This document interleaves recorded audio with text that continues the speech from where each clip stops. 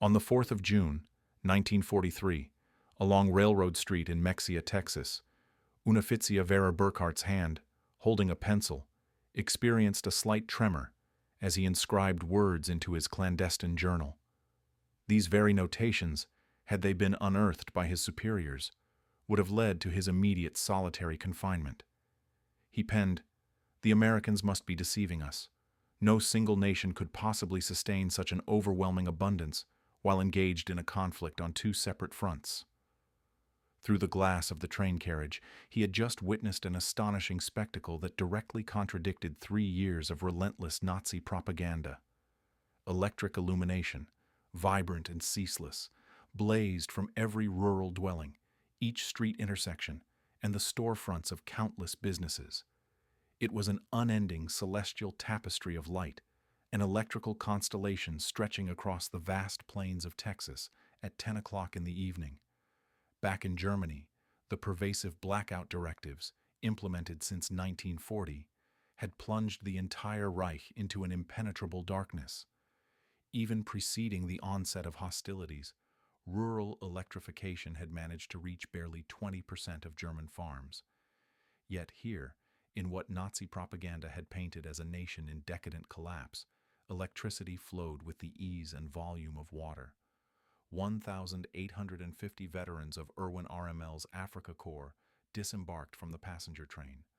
They were not disembarking from cattle cars or crude freight wagons, but from luxuriously appointed Pullman coaches, complete with onboard dining facilities and sleeping accommodations. The entirety of Mexia's population had assembled to observe their arrival. What none of them could have possibly foreseen was that this singular moment would serve as the catalyst for the most profound psychological upheaval in modern history, a meticulously orchestrated dismantling of Nazi ideology through the sheer, unadulterated demonstration of American industrial might. The arithmetic of Allied triumph was not being calculated within the confines of battle plans, but rather within the stark figures of production statistics, figures that would soon obliterate every deeply ingrained assumption these soldiers harbored about their adversaries, their homeland, and the righteousness of their cause.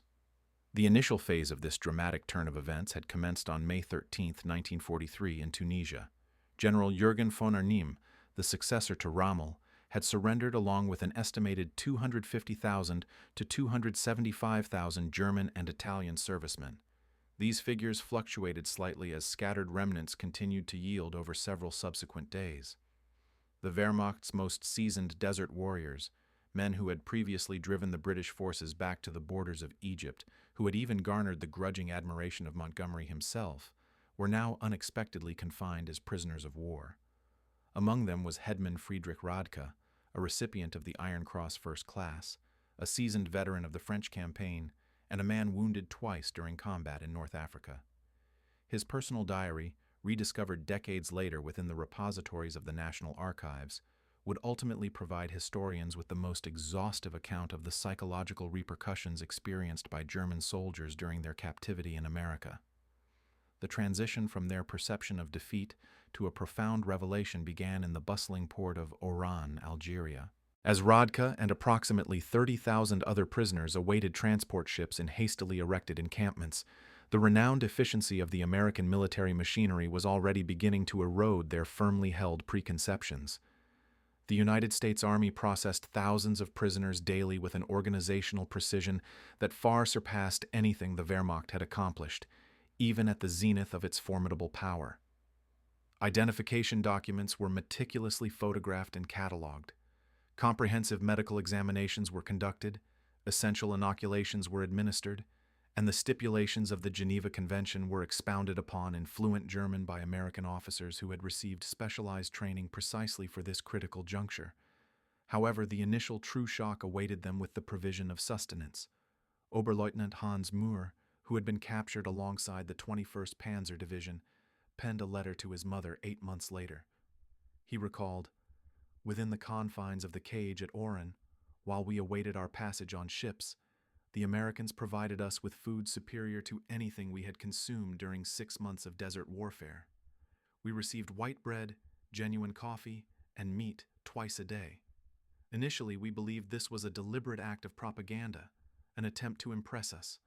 we failed to grasp that this was, in fact, their standard military ration. The very Liberty ships destined to convey them across the vast expanse of the Atlantic were themselves imposing testaments to America's immense industrial prowess. The SS Robert E. Lee had been constructed in a mere 4 days, 15 hours, and 29 minutes at the Kaiser shipyard situated in Richmond, California. This astonishing accomplishment, if known to the Germans at the time, would have been summarily dismissed as outlandish, unbelievable propaganda. These vessels, with their production rate reaching 3 per day at the apex of their manufacturing output, were returning from their voyages of supplying the European theater. Rather than undertaking their return journeys empty, they were repurposed to transport human cargo, accommodating upwards of 30,000 prisoners of war monthly by the summer of 1943. The fortnight-long transatlantic crossing undertaken in July of 1943 marked the second decisive phase in this systematic psychological demolition. Feldwebel Kurt Zimmermann of the 90th Light Division meticulously chronicled his experiences in correspondence to his family following his repatriation. He noted that the ship's crew, on a daily basis, disposed of more discarded food than his entire company had received in weekly rations during the concluding months of their deployment in Africa. Zimmermann vividly described the scene. The American sailors would discard half-eaten steaks, entire loaves of bread, and gallons of milk that had sat out too long, he wrote. They did this openly, without apparent concern, not to mock us, but because to them this waste signified nothing. Their supply was virtually limitless. The vessels themselves transformed into floating educational institutions, imparting lessons on American power. Prisoners soon discovered that the very ship carrying them was but one unit within a fleet of 2,710 Liberty ships that would be constructed throughout the duration of the war. Each of these monumental vessels required a staggering 250,000 individual parts, meticulously assembled from components manufactured across 32 separate states.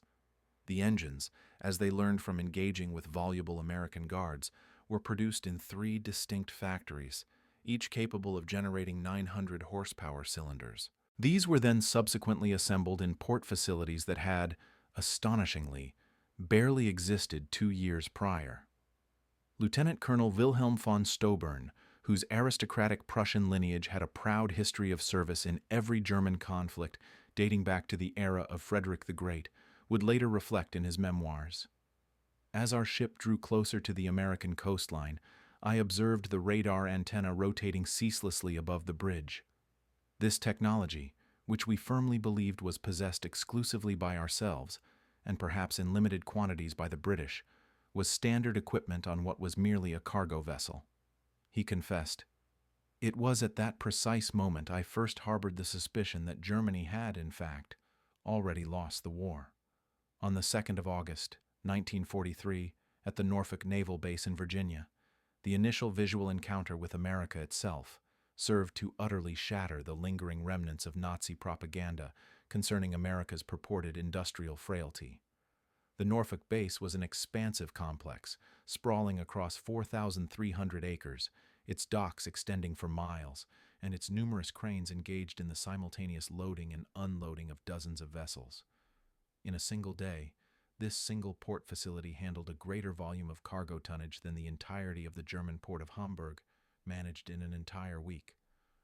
Gefreiter Johann Weber, a factory worker from the Ruhr region prior to his conscription, meticulously counted 47 cargo ships in various stages of either being loaded or unloaded.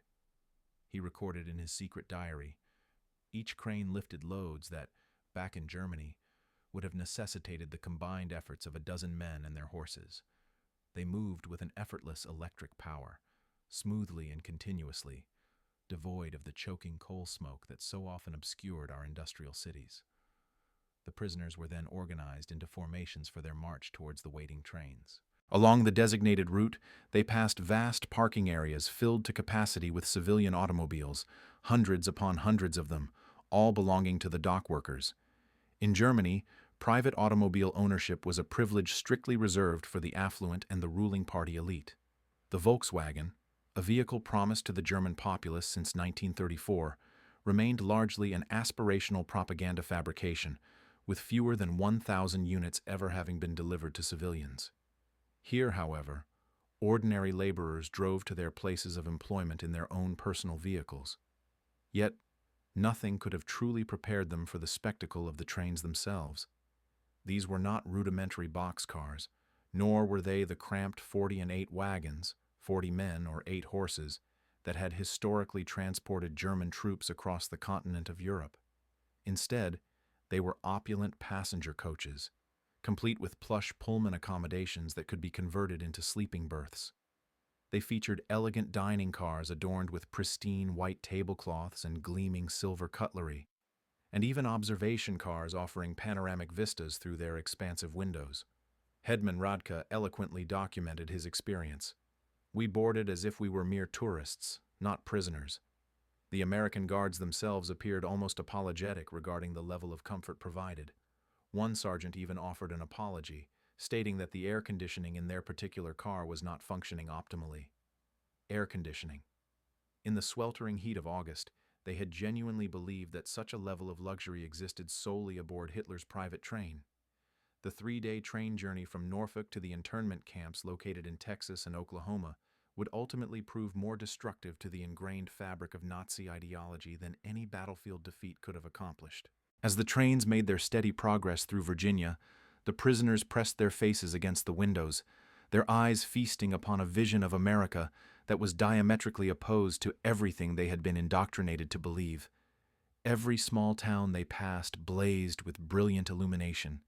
Communities such as Martinsville, Danville, and Greensboro, which in Germany would have been fortunate to possess a single electric street lamp, here displayed brightly lit shop windows, vibrant electric signs, and numerous houses where lights burned brightly in multiple rooms. The trains also traversed areas adjacent to factories that were operating on night shifts, their windows glowing warmly, and their extensive parking lots filled with vehicles even at the midnight hour. Oberleutnant Muir, whose father had served as a Nazi Party block leader in Hamburg, recounted in a letter discovered in 1987, "We journeyed through dozens of cities that first night. Every single one possessed more electricity than the entirety of Hamburg." He further noted, "The guards informed us that this was considered normal, that every American town had been supplied with electricity since the 1920s. I vehemently accused him of lying. He merely shrugged his shoulders and remarked that we would soon see for ourselves." In Roanoke, Virginia, the train made a necessary stop for water and coal. The imprisoned soldiers observed American railway workers execute in approximately 30 minutes what would have typically required 2 full hours in Germany. The operation involved automated coal loaders, efficient electric water pumps, and advanced mechanized lubrication systems. Every facet of this logistical undertaking served as a stark demonstration of technological superiority.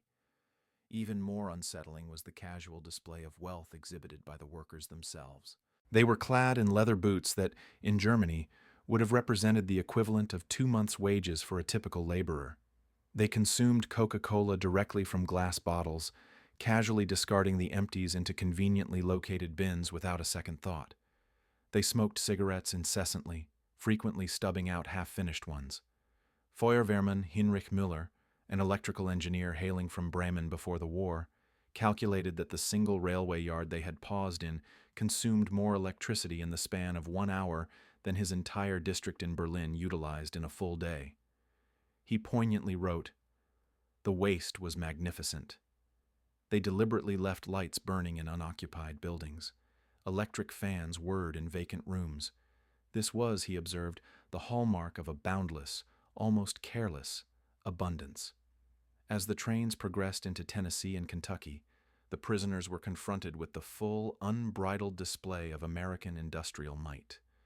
Through the carriage windows, they witnessed an unbroken succession of factories, each one colossal in scale, far exceeding anything most had ever seen in Germany.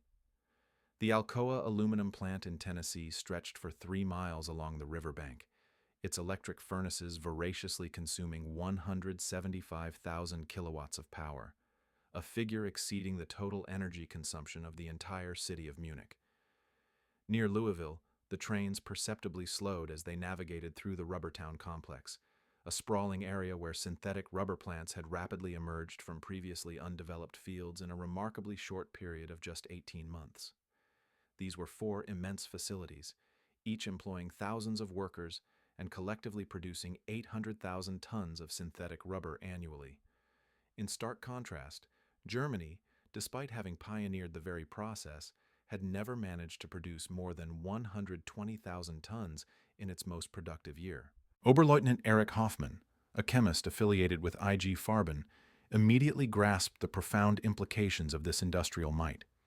In a post-war interview, he recalled, "I recognized those plants. I could clearly discern the distillation columns and the catalytic crackers." Each individual facility was demonstrably more advanced than anything we had managed to construct, and there were 4 of them located within this single industrial zone. We were informed that dozens more such complexes existed across the nation. The trains also passed Ford's Willow Run plant, located just outside Detroit, a structure so immense it was visible from miles away.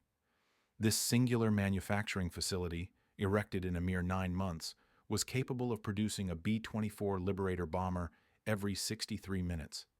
At its peak operational capacity, 42,000 workers were engaged in the assembly of bombers from 1,550,000 individual parts, sourced from approximately 1,500 subcontractor companies. The plant occupied a colossal 2.5 million square feet of floor space and consumed more electricity than the entire German city of Cologne. Hutman Verli, a Luftwaffe pilot who had been shot down over Tunisia, pressed his face against the window as they glided past. He meticulously counted 17 B-24 bombers in various stages of assembly that were visible from the train. "We had been consistently told that American aircraft were inferior, hastily constructed, and prone to falling apart in combat," he stated. "But I could clearly observe the precision of the assembly lines, the impeccable quality of the construction. These were not inferior aircraft by any measure. They were simply manufactured at a speed we had previously considered utterly impossible." The further these trains penetrated into the heartland of America, the more complete and devastating became the erosion of Nazi mythology. In St. Louis, the train traversed the mighty Mississippi River via the Eads Bridge.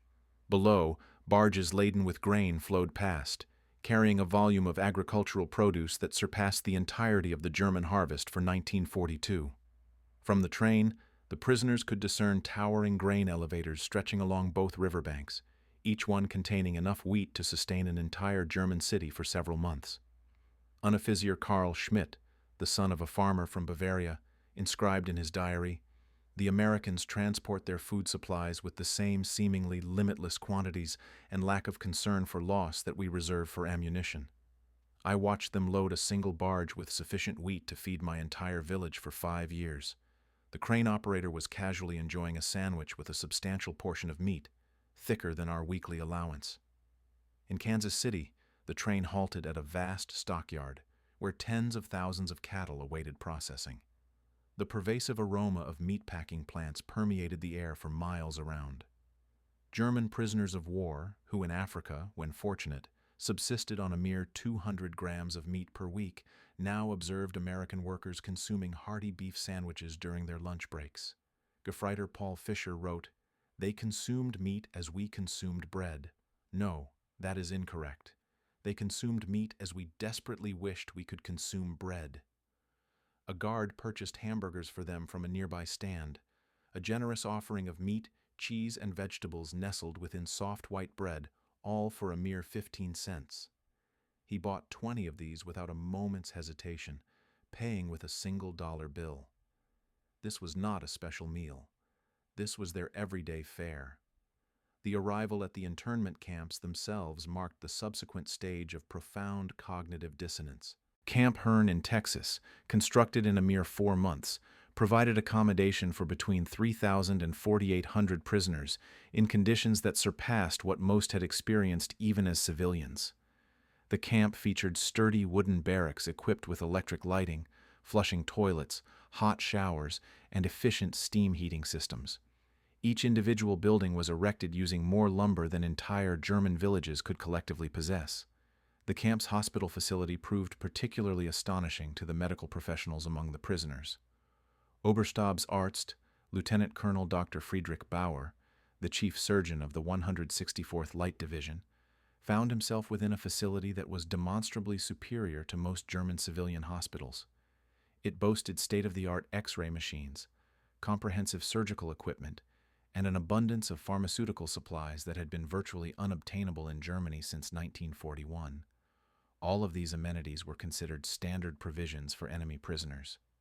They possessed penicillin, Dr. Bauer would later testify, this miraculous drug about which we had only heard whispers. They administered it freely, even to prisoners suffering from minor infections. German soldiers were perishing due to a lack of basic sulfa drugs, while the Americans were generously providing us with their most advanced medical treatments without any hesitation. The camp kitchen emerged as another educational arena, vividly illustrating the extent of American prosperity. Prisoners assigned to culinary duties discovered walk-in refrigerators, powerful electric mixers, automated dishwashing machines, and modern gas ranges capable of preparing meals for 5,000 individuals simultaneously. The daily ration routinely included fresh milk, eggs, meat, a variety of vegetables, and white bread, quantities that German civilians had not seen since 1939. Feldwebel Otto Krebs, a former hotel chef from Munich, meticulously recorded, "Today, we discarded more food than my entire family has seen in the past 3 years. This was not spoiled food, but simply excess. American regulations mandate that we prepare 10% more than is absolutely necessary to ensure every prisoner receives a full portion. The surplus is then disposed of. Tears streamed down my face as I threw perfectly good bread into the garbage." By September of 1943, the burgeoning labor shortage within American agriculture necessitated the employment of prisoners of war in fields and factories across the nation. This pragmatic decision, driven by sheer necessity, proved to be far more effective in undermining Nazi ideology than any extensive propaganda campaign could have possibly achieved. Groups of prisoners were transported daily to various work sites, traversing the American heartland without the imposition of blindfolds or restricted routes. They were exposed to everything.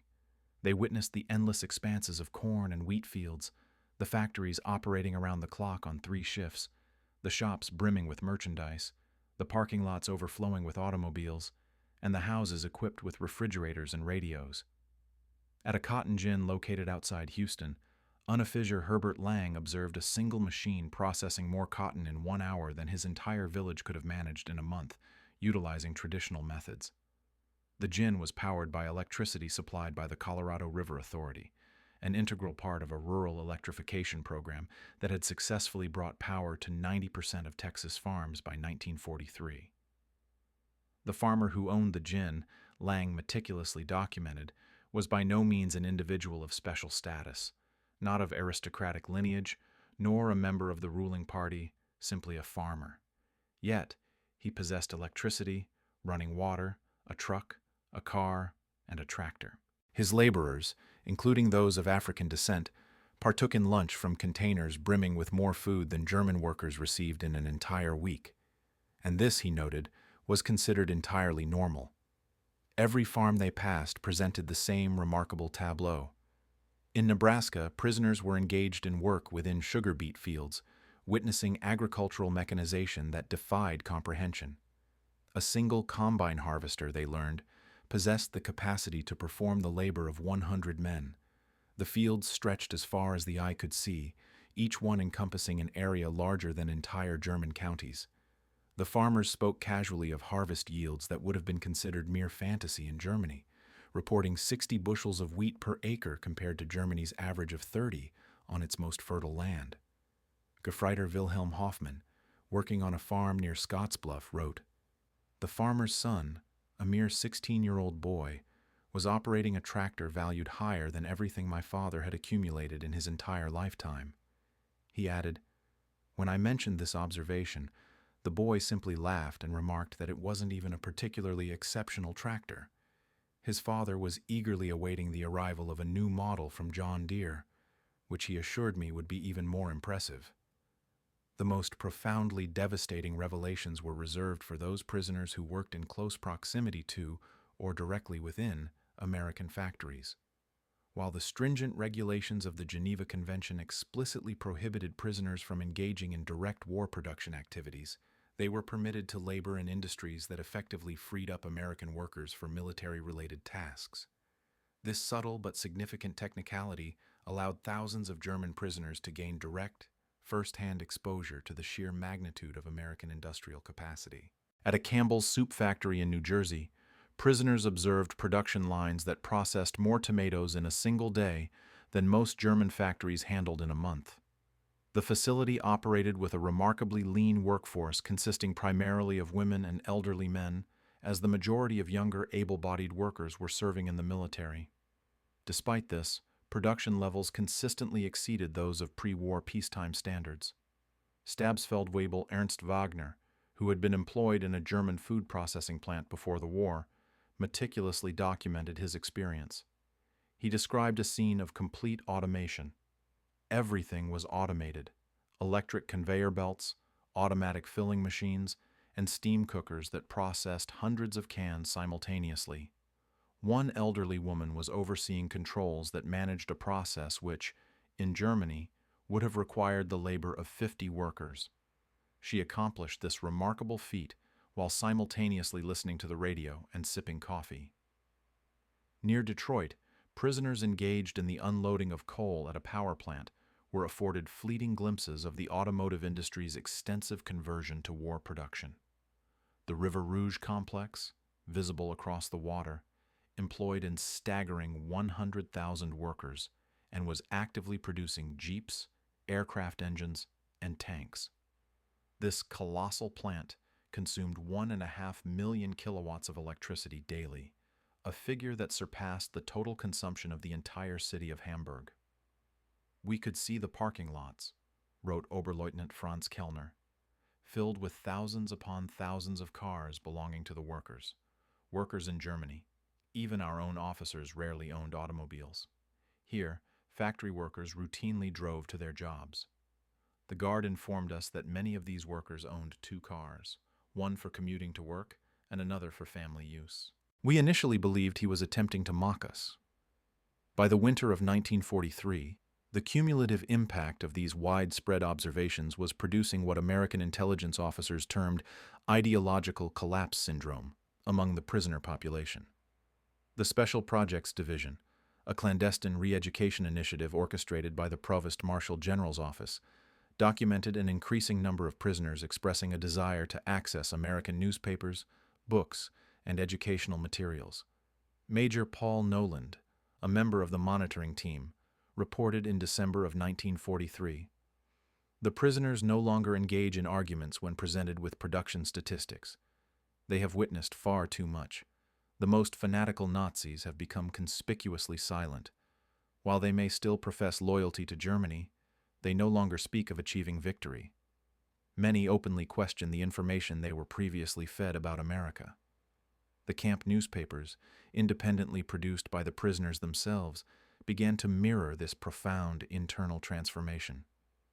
Der Ruf, the publication issued at Fort Kearny, Rhode Island, gradually shifted its focus from expressions of defiant nationalism to thoughtful discussions on the principles of democracy, economic systems, and the intricate complexities of post-war reconstruction. The editors, carefully selected for their anti-Nazi sentiments, discovered that their audience was increasingly receptive to these evolving themes. Lieutenant Hermann Gutz, captured with the 10th Panzer Division, conveyed in a letter that successfully bypassed American censorship, "Send only text, no instructions or comments. We were misled into believing America was a fractured, weak union of disparate peoples, susceptible to external manipulation and lacking military might.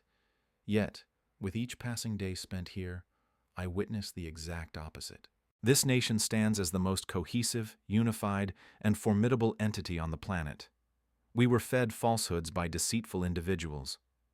The most significant blow to the very foundation of Nazi ideology originated from an entirely unexpected quarter: the treatment of Italian soldiers subsequent to Italy's capitulation in September of 1943. Those Italian prisoners of war who chose to collaborate were integrated into Italian service units, provided with superior accommodations, increased remuneration, and greater liberties. German prisoners observed their erstwhile comrades laboring alongside Americans, dining in American establishments, and in some instances, forming relationships with American women. Headman Friedrich Schultz chronicled this phenomenon, stating, "The Italians betrayed us, and yet they are treated with more consideration than we extended to them when they were our allies. They labor freely, earn wages, and dispatch provisions to their homes. The Americans harbor no animosity towards them. This system of democracy, which we were conditioned to disdain, demonstrates a greater ethical standing than our own." The Christmas season of 1943 delivered the most profound psychological impact. American organizations, religious bodies, and community groups dispatched 500,000 Christmas parcels to German prisoners of war, adversaries who had, mere months prior, actively sought the demise of American servicemen. Each package contained essential items such as cigarettes, confectionery, personal grooming products, and diversions. Local communities extended invitations for prisoners to partake in Christmas feasts, though official regulations largely precluded their acceptance. At Camp Hearn, Texas, the local Methodist church choir performed Christmas carols in the German language for the internees. Women from the Hearn community contributed homemade cookies and cakes. The Boy Scouts delivered handcrafted Christmas greetings. This demonstration of benevolence towards adversaries irrevocably shattered the remaining vestiges of Nazi racial doctrine. Oberleutnant Walter Müller, whose brother had perished during the aerial bombardment of Hamburg, articulated his observations.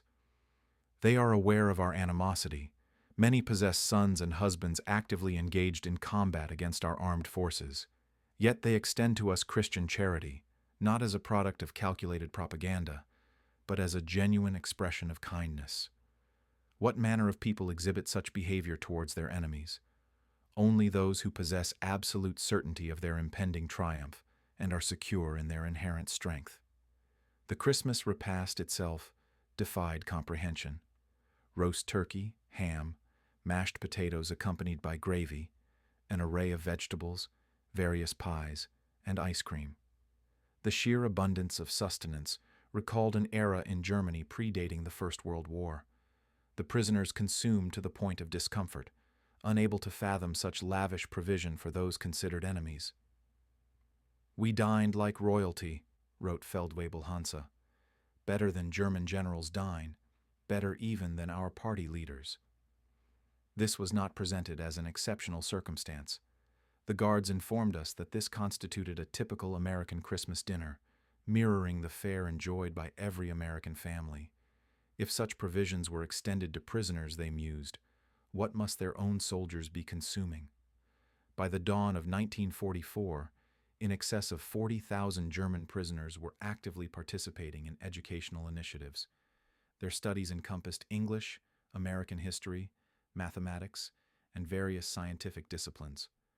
The University of Chicago provided instructional materials for correspondence courses. Stanford University dispatched faculty members to deliver lectures on the principles of democracy and economics. The intellectual curiosity exhibited was insatiable.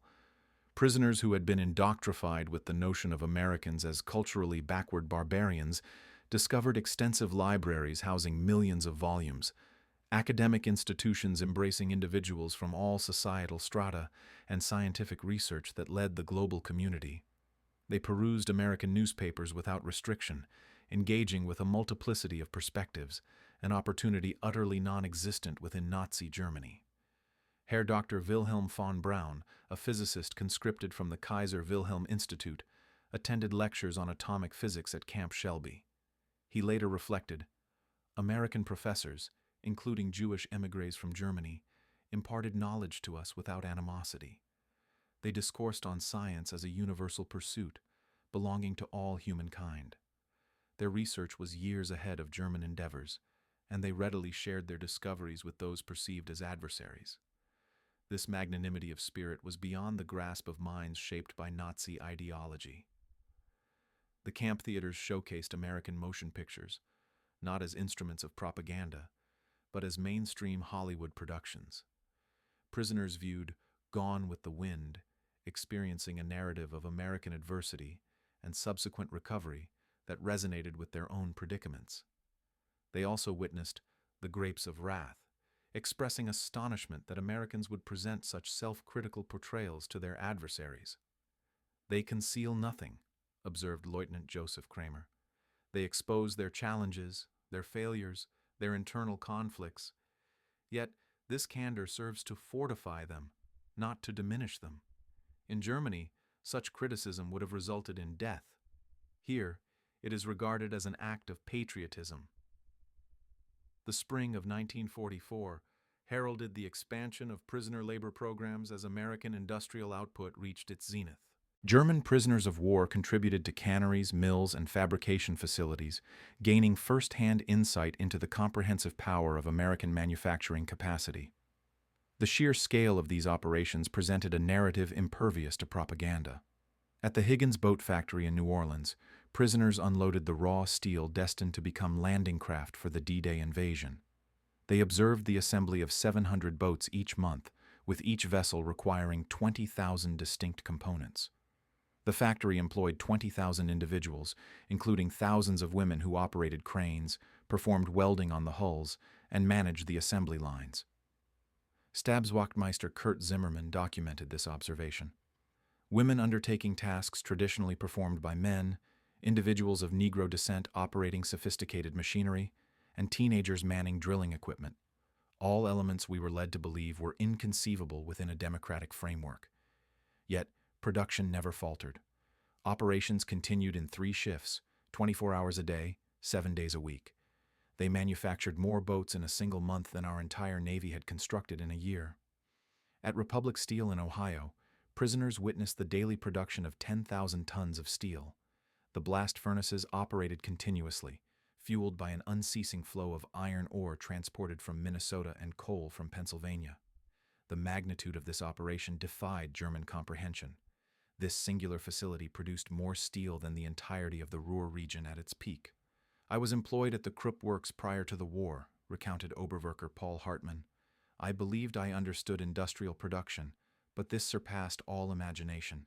They would discard more steel and waste than our entire nation could produce." The workers complained about working overtime while achieving production levels we could not attain, even with forced labor and double shifts. The agricultural harvest of the summer of 1944 delivered the ultimate demolition of Nazi propaganda regarding American feebleness. German prisoners labored across the Midwestern states, bearing witness to an agricultural output capable of sustaining the global population. In Kansas, they observed wheat harvests where individual farms yielded more grain than entire German provinces. Gigantic combine harvesters traversed the fields like vessels upon a golden ocean, each machine processing 100 acres per day. The grain elevators they replenished possessed capacities exceeding Germany's annual wheat imports. Unteroffizier Franz Weber, a farmer from East Prussia, remarked, "A single American farmer, equipped with machinery, accomplishes the work of 100 German farmers." He was shown aerial photographs depicting wheat fields stretching for thousands of square miles. He noted that even with a 50% loss of harvest, they would still possess more grain than all of Europe combined. In California's Central Valley, prisoners engaged in fruit harvesting within orchards that extended beyond the horizon. They witnessed perfectly edible fruit being discarded due to minor imperfections, fruit that would have been cherished in Germany. Entire crops were occasionally plowed under to maintain market prices, a practice that induced profound psychological distress among prisoners hailing from a hunger-stricken Germany. "They annihilated food to stabilize prices," stated Gefreiter Otto Schultz. "Vast quantities of oranges were bulldozed into trenches because there was an excess. We implored to be permitted to send them to our families in Germany. The guards expressed sympathy but explained the impossibility of the request. This waste served as tangible proof of their boundless resources." The 6th of June, 1944. Upon the arrival of news concerning the Normandy landings in the prisoner camps, German internees experienced their final ideological capitulation. The sheer scale of the undertaking, 6,000 vessels, 11,000 aircraft, and 150,000 personnel in the initial assault wave, showcased an American organizational capability that far surpassed the wildest imaginings of Nazi Germany. Prisoners at Camp Shelby viewed newsreels of the invasion within days. They observed the ceaseless procession of ships, the construction of artificial harbors, and the logistical network that transported 15,000 tons of material daily across open beaches. They watched their homeland being overwhelmed by the very nation they had been assured was too enfeebled to contend.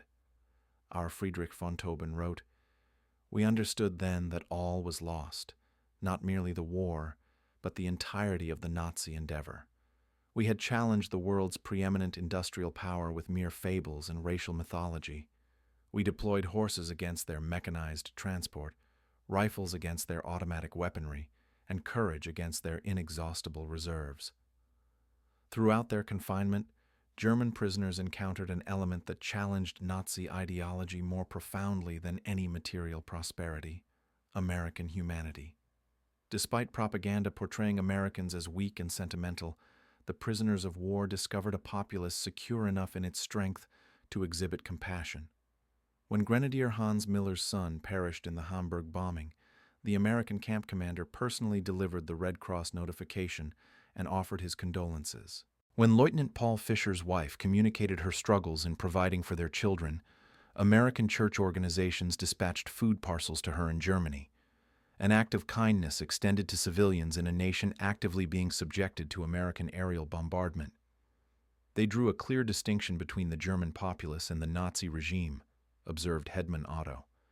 They proclaimed their fight was against Hitler, not against Germans. This assertion, which initially seemed like propaganda, proved to be genuine. They prepared us for the reconstruction of Germany following the war, not for its annihilation. The medical treatment afforded to the prisoners was particularly impactful. German physicians collaborated with American medical staff, acquiring new techniques and utilizing advanced equipment. Prisoners underwent surgical procedures that, within Germany, would have been accessible only to the elite. Mental health care, virtually non-existent within the Wehrmacht, was provided to soldiers suffering from trauma. Dr. Friedrich Bauer wrote, "Attempted suicides were addressed with counseling, not punishment. Prisoners experiencing mental breakdowns received therapeutic intervention, not physical abuse. This humane approach towards enemies revealed a strength we had never comprehended, the confidence of genuine power." By March of 1945, the clandestine re-education program had yielded remarkable outcomes. In excess of 25,000 prisoners had voluntarily enrolled in courses on democracy. The camp publications featured articles discussing constitutional governance, free market principles, and civil liberties. Discussion groups actively debated Germany's prospective future after the cessation of hostilities. The program's success far exceeded all initial projections. Prisoners who had arrived as ardent adherents of Nazism were now composing essays on democratic reconstruction. Officers who had sworn allegiance to Hitler were formulating plans for the implementation of American agricultural methodologies in post-war Germany. "We became emissaries for democracy," admitted Obersturmmann Hermann Göring, who bore no relation to the Reichsmarschall, in a 1975 interview. "Not through coercion or indoctrination, but through first-hand observation. We witnessed its efficacy. We observed ordinary individuals enjoying a superior standard of living compared to the German aristocracy. This was the future we desired for Germany." The transformation was so profound that American authorities expressed concern regarding the prisoners' excessive enthusiasm for American customs. Some individuals submitted requests to remain in the United States following the war's conclusion. Others entered into matrimony with American women they had encountered through prison correspondence programs. Thousands would subsequently immigrate to America during the 1950s. The month of April, 1945, brought the ultimate revelation. As American forces liberated concentration camps within Germany, visual evidence of these atrocities was presented to the German prisoners of war. Initially, many refused to accept its veracity, denouncing it as fabricated propaganda. However, the irrefutable evidence, testimony from American soldiers, photographs, newsreels, and ultimately, correspondence from Germany confirming the horrific realities, rendered their denial untenable. The psychological impact was devastating. Men who had clung to a vestige of pride in German honor despite military defeat now confronted the utter moral bankruptcy of their nation. Everything for which they had fought was not merely vanquished, but demonstrably malevolent. Headman Walter Schmidt offered the most eloquent summation. We perceived ourselves as combatants engaged in a noble cause. We discovered that we were merely instruments wielded by criminals. We believed we were bringing enlightenment to supposedly inferior peoples. We realized that we were, in fact, the barbarians. The Americans, whom we had characterized as weak and morally degenerate, demonstrated to us the true essence of civilization. As the war concluded in May of 1945, German prisoners of war faced repatriation with a complex admixture of emotions. They had borne witness to an America that starkly contradicted every belief they had previously held. They had been fed more generously as prisoners than they had ever been as soldiers. They had been treated with greater dignity by their adversaries than they had by their own government.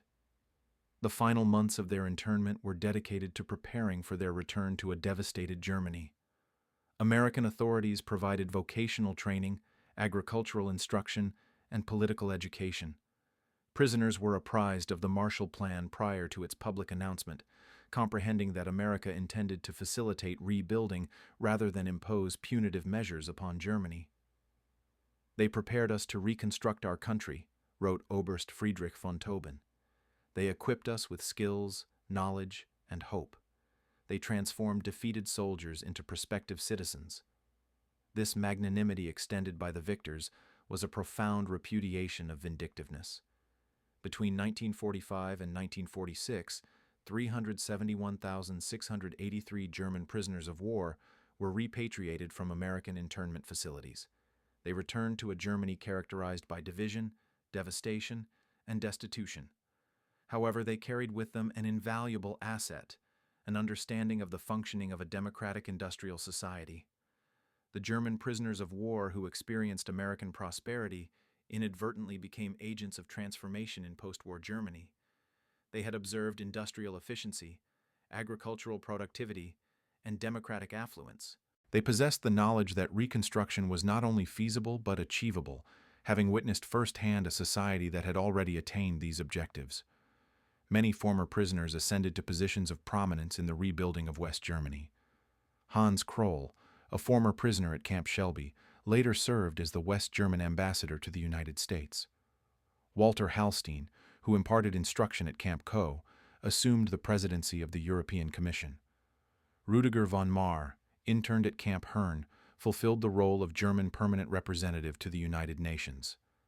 Edward Ackerman, a prisoner at Fort Robinson, became a leading figure in German agricultural reform. They introduced American methodologies into German industry, American efficiency into German agriculture, and American democratic ideals into German politics. The economic resurgence of the 1950s was, in part, a consequence of the knowledge acquired within American prisoner of war camps. We learned that prosperity emanates from freedom, not from conquest, Hans Kroll elucidated in his memoirs.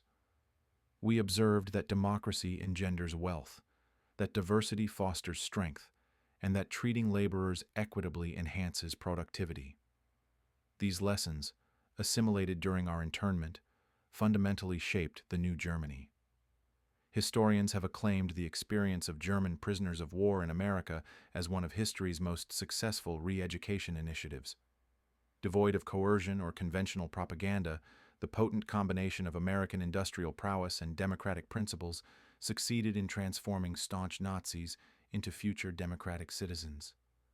The program's success was attributable to its reliance not on abstract rhetoric, but on concrete observation.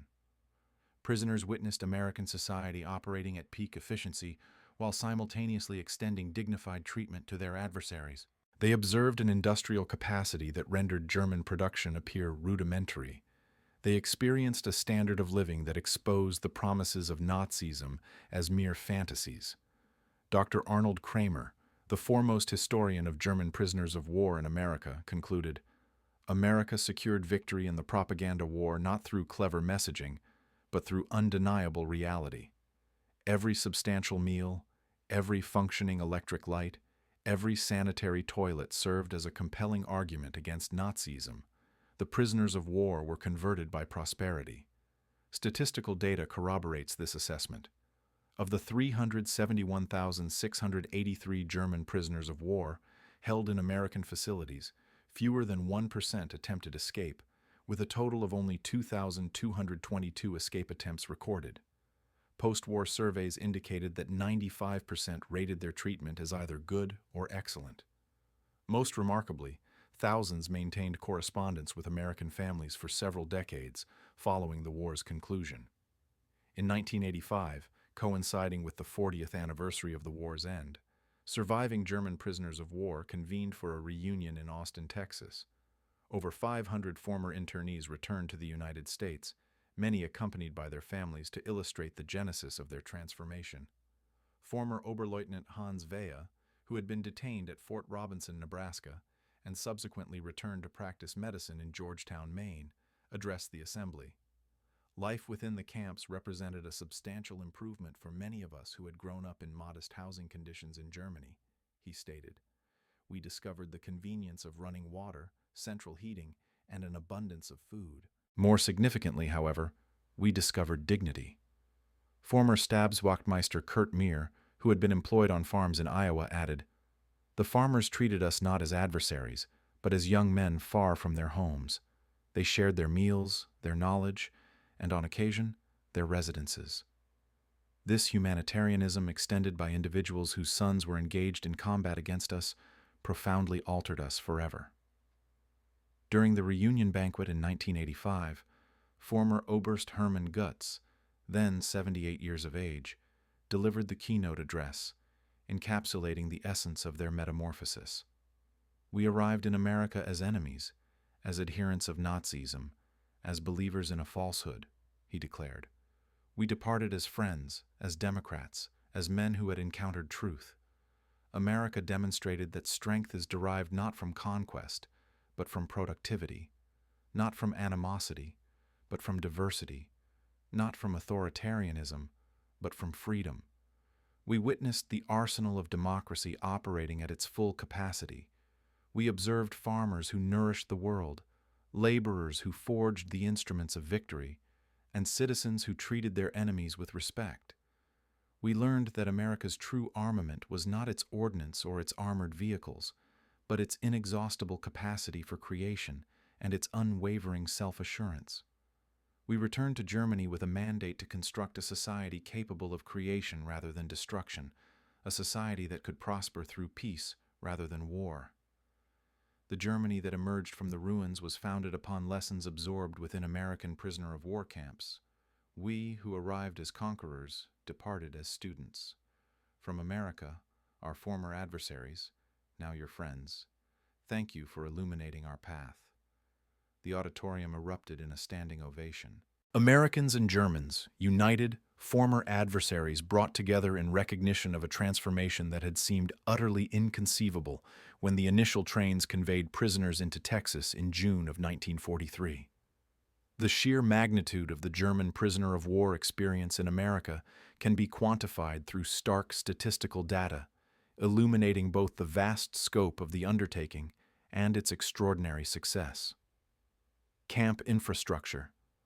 Over 500 camps were established across 45 states, with every state represented except Nevada, North Dakota, and Vermont. This network comprised 175 main camps and 325 satellite facilities, designed to accommodate between 250 and 12,000 prisoners each. Construction for each camp was typically completed within an average of 90 days. Prisoner population. A total of 371,683 German prisoners of war constituted a portion of the 425,871 total Axis prisoners held. The peak population was recorded in May of 1945. The influx of new arrivals averaged 20,000 per month in 1943, increasing to 30,000 monthly following D-Day and reaching 60,000 monthly during the war's final months. Labor contribution. Prisoners provided 14 million man-days of agricultural labor and processed 100 million board feet of lumber, valued at $230 million in 1940s currency, with a daily wage of 80 cents per prisoner. Prisoners effectively addressed critical labor shortages in 46 states. Escape statistics. From a population exceeding 371,000 prisoners, only 2,222 escape attempts were recorded, representing a mere 0.6%. There were 0 successful permanent escapes. The vast majority of escapees were apprehended within 24 hours, and no American civilians suffered harm at the hands of escaped prisoners. Educational programs. Over 40,000 prisoners enrolled in academic courses. 135 camp newspapers were published. 30,000 prisoners participated in English language classes, 15,000 in vocational training programs, and 8,000 utilized university correspondence courses. Post-war immigration. Approximately 5,000 former prisoners of war immigrated to the United States after the war. 12,000 individuals maintained correspondence with American families, with an average correspondence duration of 31 years. Many returned as tourists or business associates. Treatment assessment. 95% of prisoners rated their treatment as either good or excellent. 74% believed their captivity had positively altered their worldview. 61% expressed an interest in learning about democracy. Less than 10% retained strong Nazi beliefs by 1945. The German prisoners of war who encountered the immense power of American industry did not merely observe history, they were profoundly reshaped by it. Their internment evolved into a form of education, their defeat into a process of enlightenment, and their imprisonment into liberation from the ideological shackles of Nazism. Ultimately, America's most significant triumph was not achieved on the battlefield, but within the confines of its prison camps, where the overwhelming testament to democratic prosperity accomplished what armies could not: the complete reorientation of enemy minds. The German prisoners of war, initially convinced of Teutonic supremacy and American frailty, departed with a starkly altered understanding. The sheer magnitude of American industry transcended mere overwhelming force. It was a concept utterly foreign to minds accustomed to deprivation and authoritarian rule. The same locomotives that had transported these soldiers of the Third Reich into captivity in 1943 were the very same vessels that carried the architects of a burgeoning democracy back to Germany in 1946.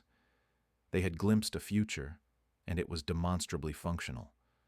Their experience serves as a profound testament to a fundamental truth. The most potent instrument in America's arsenal was not its military hardware, but the undeniable and overwhelming manifestation of a free society's inherent capacity to generate boundless prosperity. The German POWs, initially awestruck by American industrial prowess, were ultimately converted by its undeniable efficacy. Within their metamorphosis lay the nascent potential for Europe's post-war revival and the ultimate undoing of the Nazi ideology. They returned to their homeland not as vanquished adversaries, but as credible witnesses to the extraordinary achievements of free societies. The economic renaissance that revitalized West Germany during the 1950s was fundamentally rooted in the very grounds of American internment facilities, where captured soldiers discovered that affluence stemmed not from conquest, but from liberty, not from racial hierarchy, but from human worth, and not from absolute governmental control, but from cooperative democratic engagement. The German POWs had journeyed to America, anticipating a fractured and faltering nation on the precipice of collapse. Instead, they encountered an industrial titan possessing seemingly infinite power, coupled with an unexpected vein of compassion. They had arrived as captives of war, yet departed as observers of the democratic arsenal at its absolute zenith. Their profound admiration for American abundance held within it the psychological genesis of the Atlantic Alliance, the provisions of the Marshall Plan, and the democratic restructuring of Germany. Their encounter with America was a life-altering event. Their offspring would mature within a democratic Germany, aligned in partnership with the United States. This alliance was forged on the crucible of transformation that commenced when 185,000 veterans of the Afrika Korps disembarked from a train in Mexia, Texas, and realized the utter falsity of their deeply held convictions. The narrative of German POWs in America is, at its core, a story of redemption through profound revelation. It unequivocally demonstrates that sometimes The most significant triumphs are achieved not through obliteration, but through compelling illustration. Not through pervasive falsehoods, but through tangible abundance. And not through animosity, but through universal empathy. The German soldiers who bore witness to America's formidable industrial strength inadvertently became emissaries of democracy, carrying back to their native soil the seeds of change that would ultimately blossom into one of history's most celebrated reconstructions. Their transition from adherents of Nazism to proponents of democracy remains an unparalleled transformation in recent history, accomplished not through coercion, but through the irrefutable evidence of what free individuals could accomplish through collective endeavor. Ultimately, that was America's clandestine advantage. Not merely the capacity to manufacture an unprecedented volume of material, but the ability to convert adversaries into allies through the sheer, unadorned power of positive example. The German POWs, though astonished by America's industrial might, were more significantly molded by it. And within that profound alteration lay the bedrock for an improved global order.